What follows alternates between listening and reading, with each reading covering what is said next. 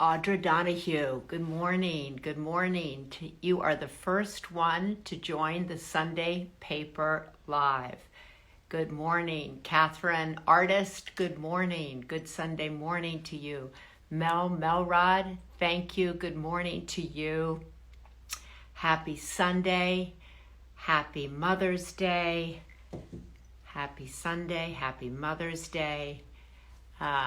Welcome to the Sunday Paper Live. Isn't that so exciting? The Sunday Paper Live.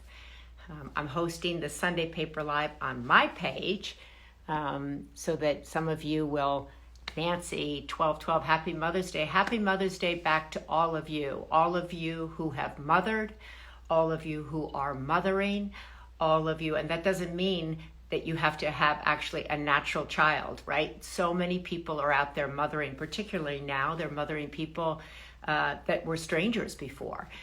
So this should be a national holiday, Mother's Day, because it recognizes, I believe, the most important job in the world. The toughest job in the world, often the most invisible job in the world, the most emotionally taxing job in the world, the most physically demanding job in the world. Let's just face it, the most demanding job in the world. They used to say that the Peace Corps was the toughest job you'll ever love, but I think that applies to motherhood as well. It is the toughest job you will ever love. Nothing else even comes close to its importance. And I was really blessed by an extraordinary mother, an extraordinary grandmother, but I have been mothered along the way by other people, other women. Some men have even nurtured and loved me along the way. And so I want to say today, thank you to everybody who embarks on the motherhood quest, the motherhood journey.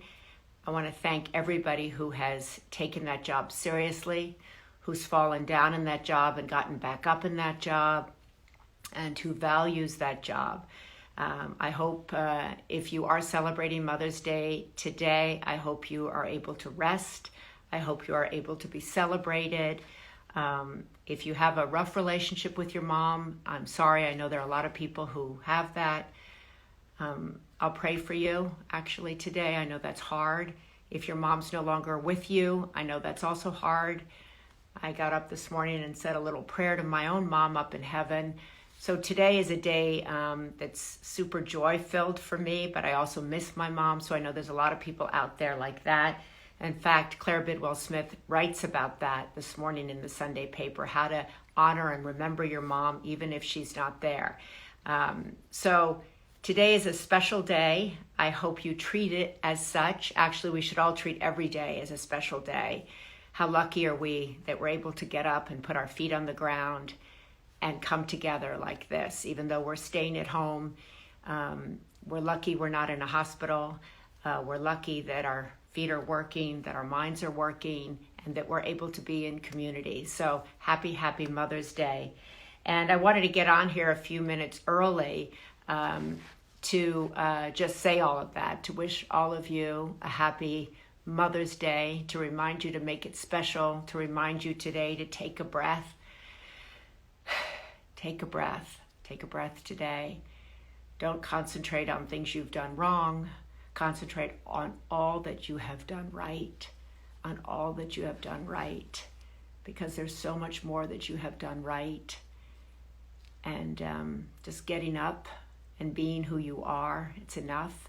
And that's really, I was trying to think what I want my kids to know. And I want them to know that they're loved, not for something they're going to go do, not for something they need to do, but just for who they are. They can sit on the couch. They can sit next to me. They are loved. That's what I want to make sure that they know, that they are loved. They don't have to earn that love. It just comes.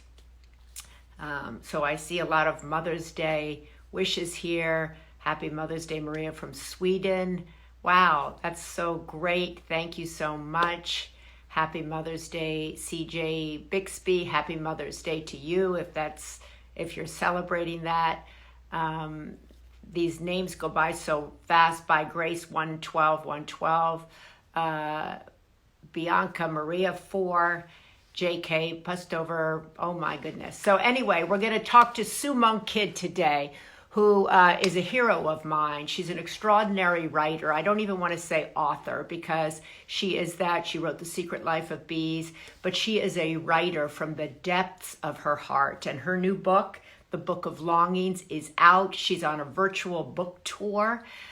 She wrote in the Sunday paper today, and she's joining us today on Sunday Paper Live to talk about her extraordinary new book. It's called The Book of Longings, and it's about Anna, the fictional wife of Jesus. And there she is. And I really quickly. So there. Hi. Hi, Maria. Hi, Sue. Happy Mother's Day to you. Oh, and happy Mother's Day to you and to everyone who mothers out there. Amen. No matter what they mother. Exactly.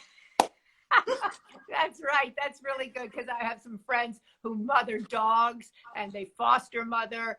And so there are so many kinds of mothers. So thank you for saying that. And happy Mother's Day to you. And wow, wow, wow, your book, Sue. The Book of Longings. Congratulations. Thank you so much, Maria. That's very gracious.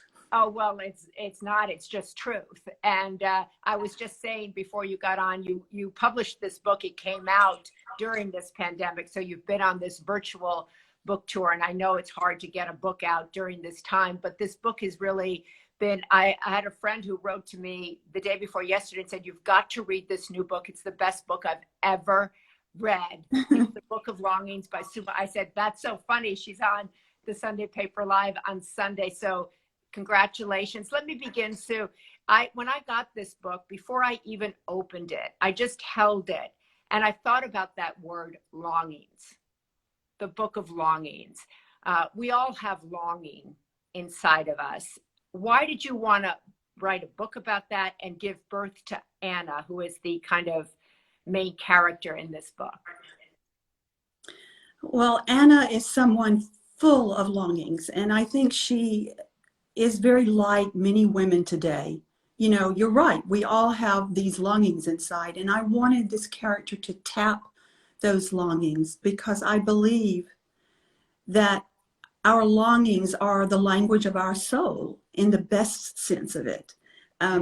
If we want to know what our soul is trying to say to us, one way is to listen to our longings. And that is certainly true of my character. And you actually, this character almost begged you to write her. Yes. She did. Yeah, which I found so that you listened to your longing, and in your longing came Anna. That's right. I longed to write this book, this story. And Anna came to me in my imagination one day, 5 years ago, at least. And she was irresistible to me. And I mean, she wandered in, and that was it. I was a goner for telling this story, and my imagination took off with her. And, you know, I just never looked back after that. But yeah, she was kind of meant to be for me, I think. I love that because I read in an interview you gave that you thought about her for several years and then she just kept coming back, that you could no longer resist her. And that you actually went on and you researched this time. We should say this is a fictional book. Anna is the fictional wife of Jesus. But she is somebody that you researched everything about the era that she would have lived in. And you wanted to give voice to women at that time who you felt were probably the most silenced of any era. Yes, and that is really what drove me. You know, I have a long history of wanting to write stories about women, particularly those who are marginalized or silenced or left behind or made invisible. And lo and behold, Anna has the same longing. I mean, she wants to write the stories of lost women. And she's very scholastic minded. She's bright. She's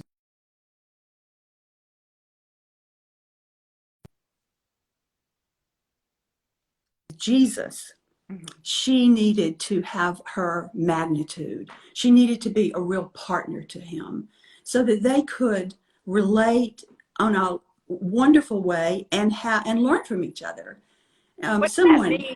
What I love that she needed her own magnitude. yes. What explain that? I love that idea because so many people, women and men, but so many women also, if they're in relationship with someone who is also formidable, having their own magnitude is a challenge, right? Well, it is to bring it forth, perhaps, but Yeah, I tend to believe that every person has some kind of what I have been calling a particular genius. To demystify that word a little bit, it's just that thing, that largeness that we have in ourselves yeah, that is probably there for the benefit, not just of ourselves, but for the world around us. yeah. So Anna has what she calls her largeness. And that seems to have touched a chord with a lot of readers because I'm getting tons of responses about wanting to have their largeness blessed. And Anna had an Aunt Yaltha, who blessed her largeness. And that is something we kind of all need. That helps bring it forth too. But I mean, imagine if women and men everywhere could find their largeness, tap it, bring it forth, and bless one another. Imagine how the world would change. So I I just love love that idea. I love that. I think that's really the role of mothers too, right? Is to bless the largeness of the people that we are raising. Several people on here said, "How do I find my magnitude? How do I find someone to bless my largest? How do I even know what my largeness is?" And so maybe there's a lesson from Anna that you could impart to these people who are watching. Well, Anna's aunt, again, who is kind of her spiritual midwife, her lifeline, says to her, if you want to know what's inside, ask yourself what lies at the bottom of my heart. And there's always a longing in there. I would say, listen to your longings and they will teach you everything. And well, ask yourself, how many times have we really asked ourselves what lies at the bottom of our heart? And I was in a little convent in Crete one time, many years ago. And the nuns told us to go up to this icon of the Virgin Mary and to ask her for what lies at the bottom of our hearts. So, I'm with a little group and we all decide, okay, we'll do that. And indeed, what I asked myself, not knowing what would come up, but what came up was, I want to be a novelist. And that was the Ah, longing inside of me. And I articulated it and I found it. And then I tried to find people who would bless it. So there's a lot of listening to yourself that has to go on and a lot of asking the question. that's so beautiful. What lies at the bottom. And that's something, and then speaking it, as Sue just said, I want to be a novelist. People are afraid to speak what is their blessing, and afraid to speak their largeness. I read in an interview, Anna, Sue, where you said that you told your husband you wanted to write a fictional account of Jesus's wife. And he was like, are you sure? That is like the most complicated space to walk into. It's Yeah. such sacred territory for so many people. We should mention this is fiction. But did you have a lot of fear in birthing this book? I, I had a little anxiety about it, yes. I mean, I'm not crazy. I do know that, there could be some controversy about that. Actually, what my husband said was, I said, I'm going to write a novel in which Jesus gets married. And he said, oh, great. What could possibly go wrong? You know, but, interestingly enough, so far, nothing's really gone that wrong. I haven't heard too much controversy. What I've heard is an outpouring from women. Yeah. One comment today to me that touched me very deeply was, this book is a love letter from God to women. And I thought, wow, I don't know if I would go that far, but I do believe that women are hungry to Yeah. see the feminine, the lost feminine back in religion, and to have a reimagining of that, because it brings us value and Absolutely. and balance. No. Absolutely. It's so true. I was raised in the Catholic Church, and always felt like I have four brothers, and they were the ones who got to be the altar boys. They were the ones who got to go and work with the priests. They were the ones. And I think it sticks with you, right? Where is my place in religion? Where is my place? How do I give voice to what I feel about religion? How do I give voice to my church? All of these things are so kind of silenced in women for generations.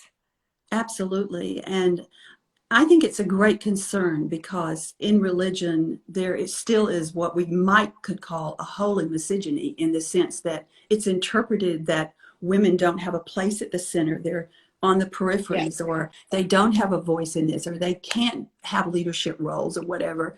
Yeah. And we all grow up with that, and it affects us in very deep ways. And, I wrote the two memoirs, one with my daughter, Ann Kidd Taylor, in which we went searching for feminine divine icons. And I have one behind me. That's my Black Madonna. So Oh, it's appropriate to, I don't know if it shows up very well, but I mean, she is a mother, and she does preside in my study when I write, and I think of her as a muse. But we went in search of divine feminine iconography, and we need divine feminine language. I mean, we have a long way to go. And my book, the Book of Longings, does address this. My character, Anna, wonders about all of this.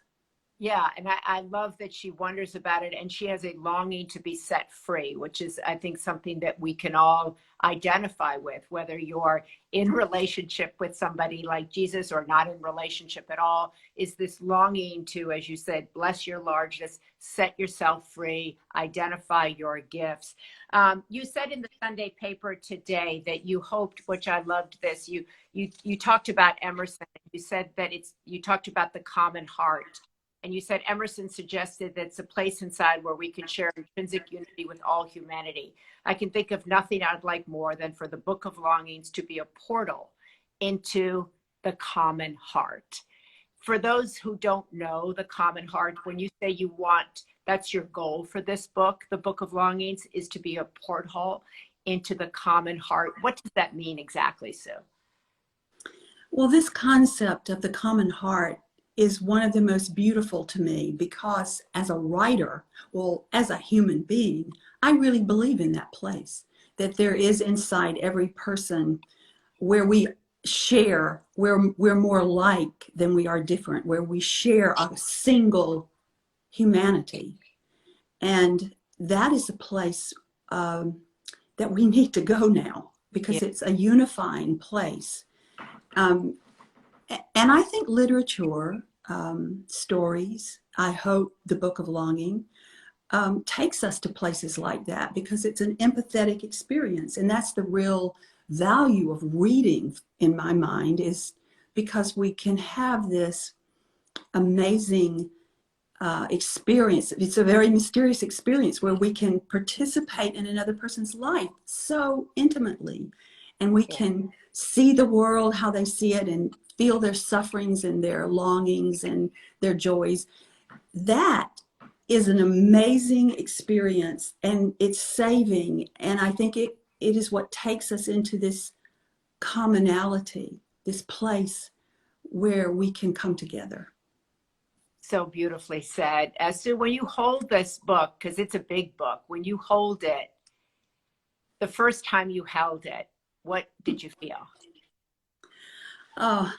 Well, I felt like this might possibly be the reason I was born. Now, I know that sounds kind of That's beautiful. Wild, but I do think authors sometimes feel that. It's like, I came here to voice this, to bring this forth, and to mother this. And I did feel that. It was like, oh, there you are, little one. I was supposed to bring you forth. But, if I could bring that down a notch, it's probably, I know, it's kind of wild to say that. But, it is in some ways an integration of all my work, I think, and Yeah. that is unusual. I can see The Secret Life of Bees in this book. I can see the mermaid chair. I can see the invention of wings, that deep journey for a voice in the world. And I can certainly see The Dance of the Dissident Daughter, which is my memoir about a collision that I had between feminism and my faith tradition. So Wow. it's all in there, you know. And it's all in here. I want to thank you so much. It's such a beautiful way to leave it. The book is the Book of Longing, Sue Monk Kidd. I love that this was this, when you held that book, that you maybe took a breath and said, that's why I'm here. And the culmination, that's the kind of, wow, talk about blessing your largeness, right? I mean, that is a moment I think that everybody longs for, a moment to realize, wow, that's why I was born. That's why I'm here. Thank you so much, Maria. Thank you. Definitely well worth it. Thank you, Sue. Okay. I'm going to remove Sue. And I hope we're okay. I know that froze a little bit here and there, but it was definitely worth it. Wow. The book is really extraordinary and so beautifully done. And wow, to hear somebody like that talk about the culmination of writing something like that, giving voice to her own longing to be a novelist, and then finding people that would bless that goal is really quite extraordinary. So I hope that if you have longing, I hope you sit quietly and go to the bottom of your own heart and try to have that conversation with yourself. What's down there? What's in there? And what can I bring forth? Why am I here? I think it's really quite an extraordinary gift. So now we're going to talk to another extraordinary mom, a chef, a woman's empowerment woman. Camila Alves McConaughey is joining us this morning with her mother-in-law, Kay McConaughey. And I wanted to have them come on because they've been doing some great Instagrams, and she's a great woman. She's a great chef, a mom, and I love what she's been doing with her mother-in-law. So I'm going to see, she's going to join us from the kitchen today, I hope. And there she is. And she's got a great recipe in the Sunday paper today for halibut. I don't want to eat halibut right now. I ate it last night, but she's in, there they are. There we are. Hey, happy Mother's Day. Happy Mother's Day to you both. Yep. Yes. I'm so glad to see you. I'm so grateful that you joined us on Mother's Day. And I just want to say, I love what you have been putting out into the world, the two of you together. Yeah, we're good together. Camila, what's your best advice for how to get along so well with your mother-in-law? Well, don't give her advice. That's the best advice. Don't give her advice unless she asks for it. Except when I'm cooking, she comes around quite a lot and asks and gives her opinion, even though she doesn't cook. But she loves to come around and be very noisy in there, going, this one or that. I can try this. So Camila, just little suggestions. You cook a lot. How did you get the idea to include your mother-in-law in all of this? Well, Maria, like we've been here quarantining together this whole time. Yeah. And it's interesting, like relating to your first question, me and Mom have come from very different backgrounds and very different cultures. Yeah. I'm from Brazil. I mean, you can see the difference right here with and the looks. Yeah.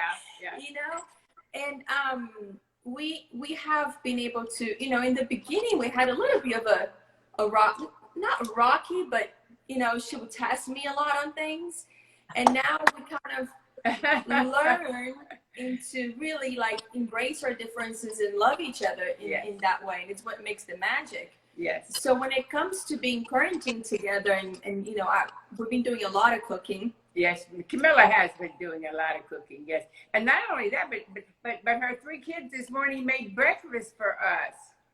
How about that? That's omelets and avocado toast and a special juice. I mean, yeah, they're very creative. Our three kids are. How about that? That is incredible. So, Kay, tell me, what's it been like for you to be with your daughter-in-law, to be in her Instagram videos, to be quarantined? Oh, I'm enjoying every minute of it. Oh, yeah. Oh, I love the spotlight. Trust me, girl. I'm not the least bit bashful. So you're going to cook something together for us here. Is that right? Yes, that's correct. So I wanted to cook for you guys this recipe, which a lot of people at home have been doing and sharing during this quarantine because it's easy. You don't have to cook. It uses ingredients that are very hearty and lasts you a long time in the refrigerator. So when you go to the store, you can get it and you can wait, a week to make it. And then once you make it, it can stay in the refrigerator for days. And it's healthy, it's good for you, but very, very tasty. Yes. And when we do it, we eat like days, right, Mama? Yeah, we eat off of it for days. And when it's gone, we're like, what happened to it? We want more. So yes, it's very, very popular in this family. Yeah, so it is a no mayo coleslaw. Okay? No mayo coleslaw. Okay, great. I think I can make this. Go ahead. Yes, it's simple ingredients. You're gonna need a cabbage, like a green cabbage, an apple, lemon, red onions, some mint, and then just olive oil, apple cider vinegar, and if you have white wine vinegar, I like to add it to add a little extra kick to it. The steps are super simple too.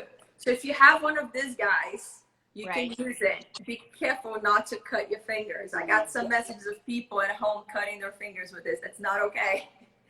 If not, you use just a knife, and you want to shred your cabbage really thin. That's the main thing.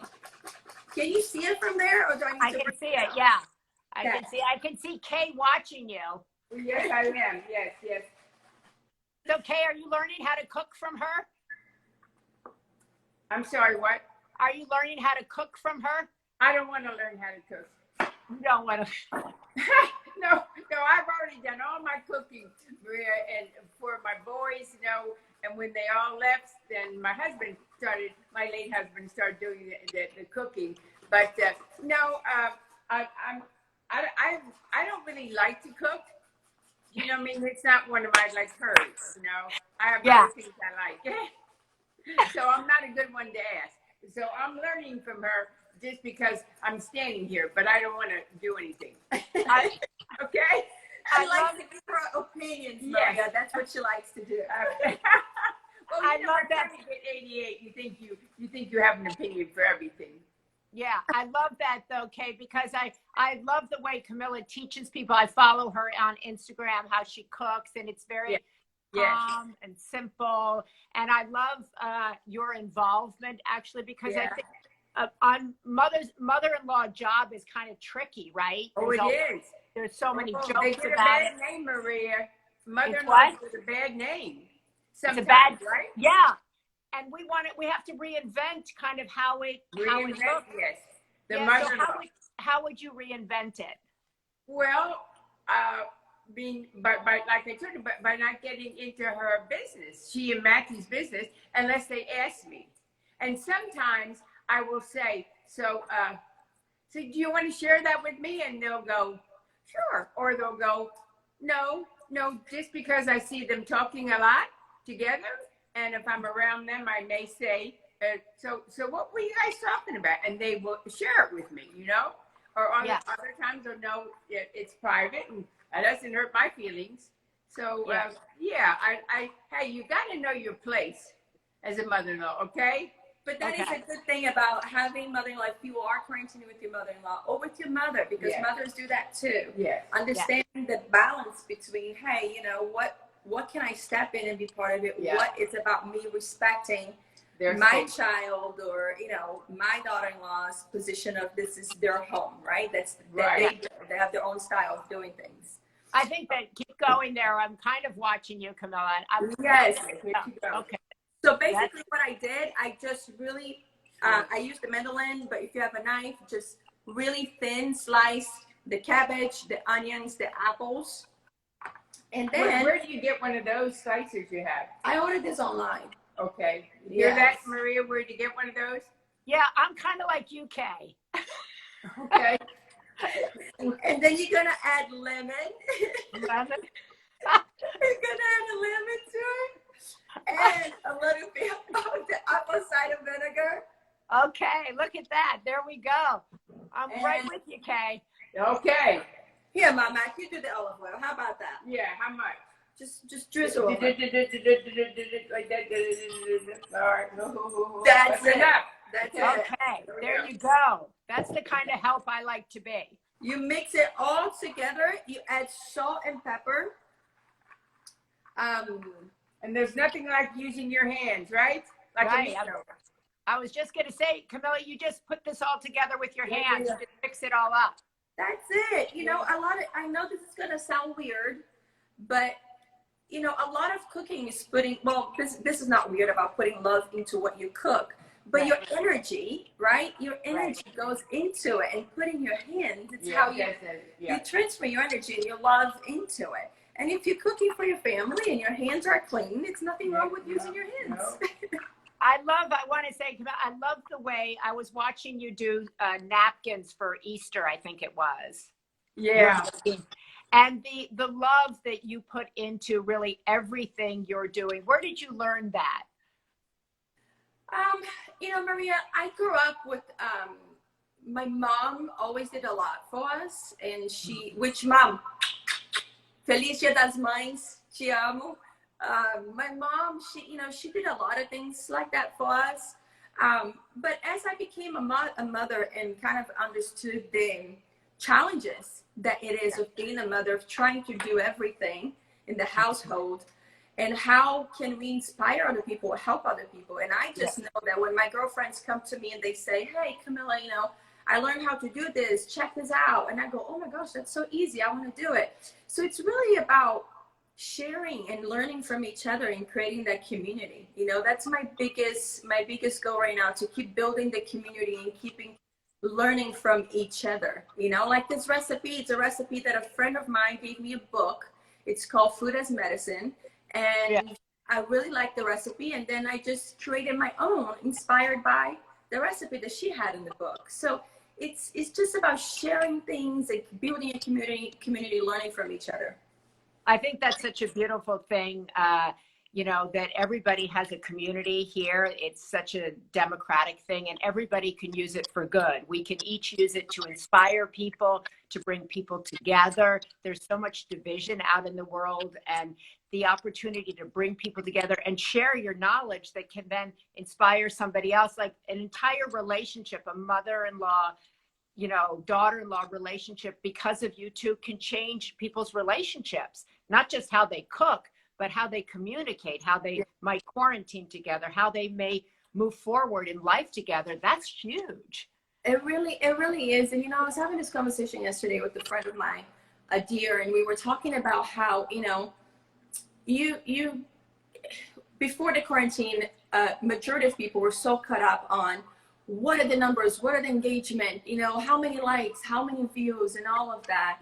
And I think that right now we really have to but really focus on shifting our priorities on how is the quality of our engagement? What is the quality of your community? Because it's exactly what you're saying, Maria. Like, if somebody sees my relationship with Mama and that inspires to have a better relationship. To try harder, right. To try harder, you know, and it does take work. It really does. I mean, I'm sure you have a mother-in-law. No, no, I did have a mother-in-law, but she passed away. Oh, but okay. I am a mother-in-law. Yes. So I'm of a year. So I'm trying to make sure that I am a good mother-in-law, Yes. that I don't step into the wrong space or place. And so I have to know when to speak up, when to be quiet. Exactly. And it's different from my other children, right? So I'm trying to look for good examples of mother-in-laws. Good. That's great. Yeah, that's great. You're on to something. But I think it's different. It's different, I think, when someone marries your son versus marries your daughter. I mean, all of these, every relationship is different, right? Absolutely. And Camilla said you tested her in the beginning. Oh, yes. You Do you want to share? She's saying that I said that you tested me in the beginning. Oh, yes. That's when I wanted to get to know her, and she wanted to get to know me. Yeah, but how did you test me in the beginning? I asked you a lot of questions. What else did you do? Well, you mean about Penelope? No, not And that. everybody else. I forgot. Seriously, She's 88, her memory's going down. I don't think so. I have selective memory, Maria. Selective memory. I'm not going down that path, but Can I share? Sure. Go Okay. right ahead. Make So- sure you tell the truth. I'll tell the truth. Right. Always. When do I bullshit? So, I won't share all of it, No. but like one thing she would do was in the beginning, she would call me by the name of every single ex-girlfriend that I had. Because I wasn't used to her. Every single one, Maria. She'll be like, It wasn't to be mean, no. She would be, she would call and she'll be like, what? You anyway, I shouldn't say that part. I'm not going to say that part because people are going to twist it. Yeah. But she would call me by all of their names. Basically, it was a list. And it was and she did that for long enough to where one Christmas, I almost made a t-shirt that said, I am not, and have their names, and at the end have my name is Camila. That is, I see a lot of people here are saying it takes time to get the mother-in-law role down, but I think the two of you are doing extraordinary work, actually, kind of illuminating that relationship and how great that can be, actually. And that's what to me was so inspiring. Camila, I'm inspired by everything you're doing individually, but I'm particularly love what you're doing together. And it's brought me so much joy. So probably I think that's the thing, is that we put these things up and we never know who's watching. We never know who's being touched. And I think that I just wanted you both to know on this Mother's Day that I've been inspired by your relationship and what you're doing. That's great. Oh, thank you for sharing that. And you inspire me too. Okay, the stuff that you do and everything you're doing is pretty amazing. Continue to do it. And as you said, you never know what's going to change someone's path on doing better. Well, maybe when this is all over, maybe I'll come and get a cooking lesson. I'll do kind of like Kay. I'll throw a little bit of shake in the There you go. Way to go, Maria. Perfect, guys. Okay. Look, this is the coleslaw right there. I don't know if you can see it. Beautiful. But this lasts 2 days in the refrigerator. You can eat with everything and anything. Is fantastic. And for the whole recipe, it will be on the website Women of Today for all the detailed recipe. Terrific. Women of Today, and you have a beautiful halibut meuniere in the Sunday paper, and I know you also are a big supporter of the Women's Alzheimer's Movement, so thank you, and happy Mother's Day to you both. All right, Happy Mother's Day. Thank you for talking to us today, Maria. Okay. Happy Mother's Day. Thank you. Great. How great is that? They're so wonderful, inspiring, and I just love that coleslaw. That is so great. How great are they? They've been such big supporters of the Sunday paper, the Women's Alzheimer's Movement. I'm really, really happy that they just did that. And then finally, we're going to be joined today by somebody who's near and dear to my heart. Katrina Gilbert is a woman that I met several years ago. I did a big HBO documentary on her called Paycheck to Paycheck. And I wanted to bring her back today, not only to wish her a happy Mother's Day, but to introduce all of you to her. She was raised 3 kids. She was living paycheck to paycheck. She went back to school. She's really changed her life around. And I just wanted to revisit with her. And I really mainly wanted to introduce all of you to her because she's such an extraordinary woman. And there she is. I just want you to meet her. If you've seen Paycheck to Paycheck on HBO, if you haven't seen it, please check it out. She is the main character there she is, Katrina. Hi. Hi. How are you? I'm good. How are you? Good. Happy Mother's Day. You too. Happy Mother's Day. And I should mention that Katrina is a nurse, so thank you so much for all the work you are doing on the front lines. How are you doing, Katrina? I'm doing good. It's been rough, but it's a different experience that we're going through.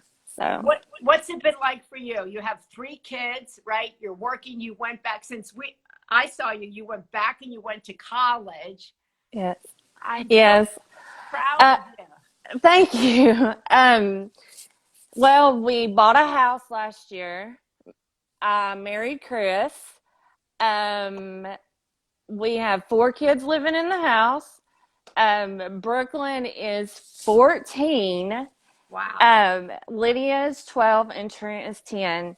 And then Autumn, my stepdaughter, lives with us and she's about to be 14. Wow. I want to say when I met Katrina, she was working in a Alzheimer's home, Yes. working there, and she had a very different life. And the whole documentary was about how hard it is to live paycheck to paycheck while you're working full time, raising kids full time, trying to go back and forth with an ex-spouse. And it was a really kind of eye-opening documentary for so many people to kind of realize that they didn't know what it was really like to live paycheck to paycheck. They had a lot of assumptions. Yeah. And since that time, Katrina went back to school, now is a full-fledged nurse, got married. And what would you like people to know, Katrina, who are out there living paycheck to paycheck right now? You really have pulled yourself up. What's your best piece of advice for people? Well, like I say all the time, just keep pushing forward. The reason why I was pushing forward so hard and I kept going and I was so resilient was because of my children. Because I knew that I had to be strong for them. And anyone can do it. You think that you can't, but you can. You can do it. You can get through school. You can better yourself. You can have things that you think that you could never have. I never thought I would have a home.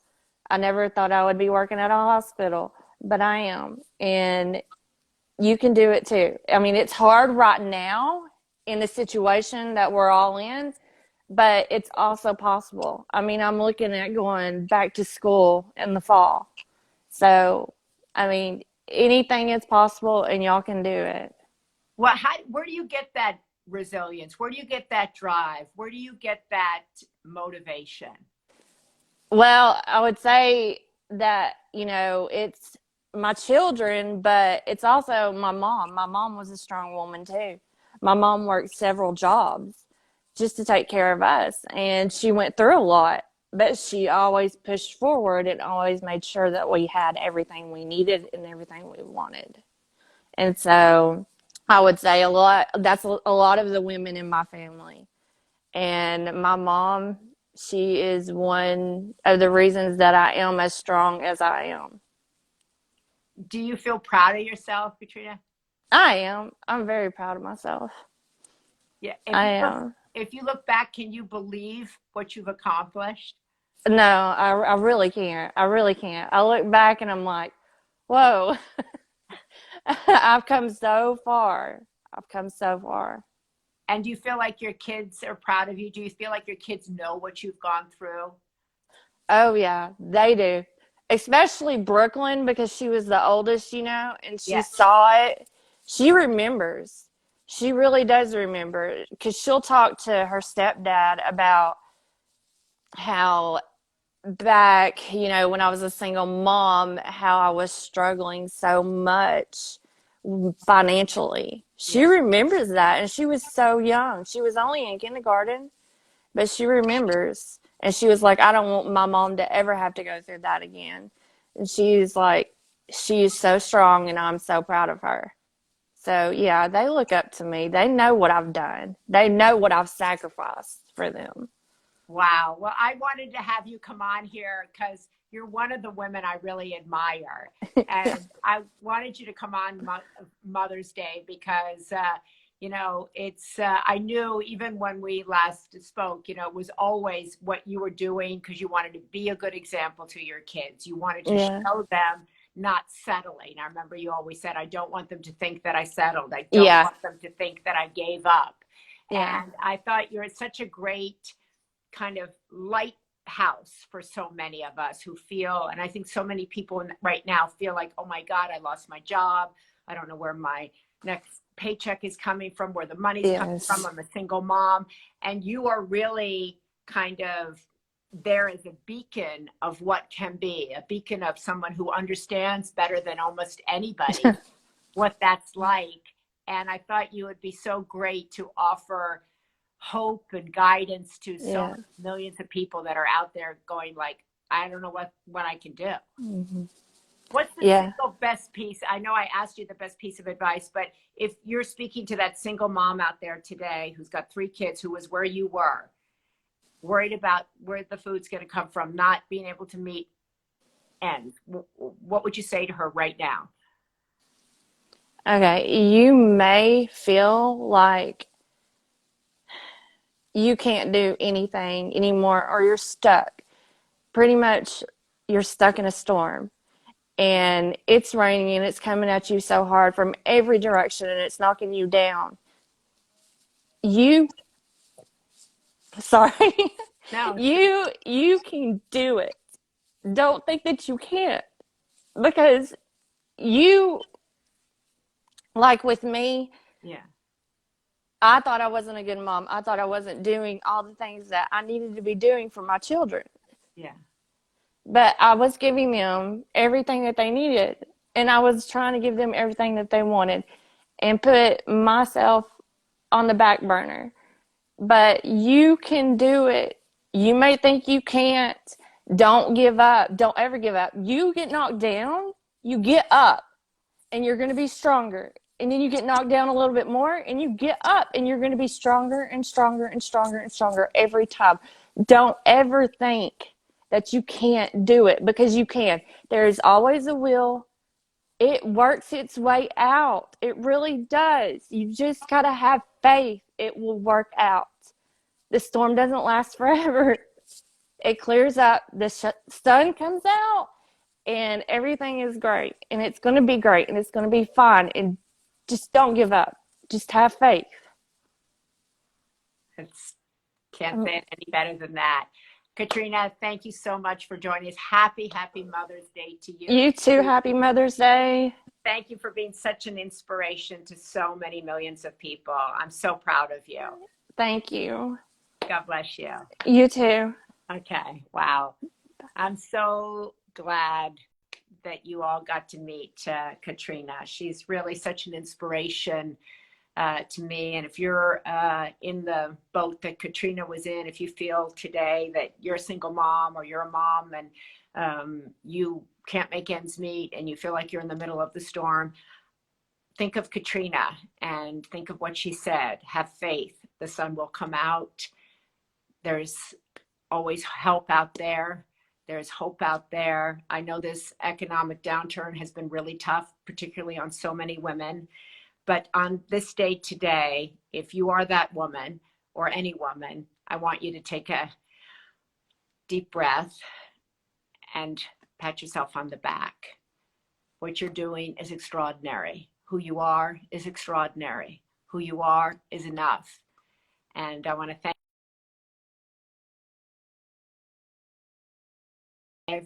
the Sunday Paper is a weekly newsletter that inspires hearts and minds and moves humanity forward one person at a time. And we just started there right now with Katrina, with Camila, with Kay, with Sue. All of these people are so inspiring, and as are you. So that's the focus of the Sunday Paper, is to touch your heart and your mind, make you feel like you're in community, and help you move forward, and also to let you know that you too can move another person forward. You too can be the difference in another person's life. You can be the difference in another person's life. So if you're mothering today, know that you are the difference in another person's life. If you're finished your mothering, thank you. And if you are being mothered, thank the person who's mothering you, no matter who that is. So thank you. God bless you. I want to leave you with, I always put a quote in the Sunday Paper. And the quote today is from my grandmother. And it says, "What greater aspiration and challenge are there for a mother than the hope of raising a great son or daughter?" And that is from my grandmother, Rose Fitzgerald Kennedy. And there's a lot of advice in here. A lot of people shared the greatest advice they ever got from their mother in the Sunday Paper today. Mae Musk puts her Sunday to be list in the paper today. which is really quite extraordinary. Claire Bidwell Smith remembers her own mom, who's no longer with us, and she has a good piece on what to do about how to remember your mom if your mom isn't here. Crystal Rowland has a great piece called Pregnancy in the Time of COVID. You Are Not Alone. And this piece really moved me. She submitted it. And I really loved it because it puts a light on all of those who are pregnant right now, who are going into hospitals sometimes without their partners or their husbands and having to give birth. And it's scary, and you can't take your partner to your doctor's appointments and stuff. So it's a particularly challenging time to be pregnant. She writes about that. And finally, our prayer of the week is this: Dear God, thank you for the gift of motherhood. It's the hardest job in the world, but it's also the greatest job in the world. May we show gratitude and express love and appreciation to all those who do it. Amen. God bless you. Thank you. If you don't get the Sunday paper, I hope you subscribe to it, or tell somebody you love to subscribe to it, or share it. It's a labor of love, and I hope that you enjoy it. So have a great Mother's Day. I'm going to go to my church online, and then I think my kids are going to come over.